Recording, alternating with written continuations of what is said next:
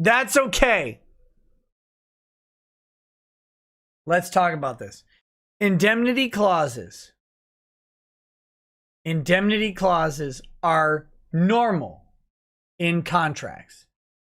Indemnity clauses are abnormal in contracts of adhesion. An adhesion contract is one that you agree to for access to a thing. In this case, Parler, right? Imagine this. Let's say you want to join Parler. You're like, I'm going to create my account @asshole on Parler. Can you send them this terms of service and line out item 14? Of course not. Line out item 15, 16, any line item. Can you line it out and send it back to Parler and say, this is what I want? No, of course not. You don't even have an option or an opportunity to do that. Now you're participating in a physical event. Like I like to do 5Ks, for example, or mud runs, or inflatable runs, or bubble runs, whatever they are, right? I like to take my kids to the bubble run, where we run down a thing and occasionally get assaulted by multicolored bubbles, right? Good times. Can I, at that event, live, signing the liability waiver, line out the exculpatory clause or the indemnification clause? Yes! And I do, because I'm a lawyer and a piece of shit. Of course, I line out the clause that excuses my negligent actions from their liability. Of course I do. When I do a mud run, a 5K in the mud, you think I'm going to say that my negligence is not their fault? Of course it's their fault. If I line it out, very simple. I initial NR, and I circle it, and I give it back to them. And you know what they do?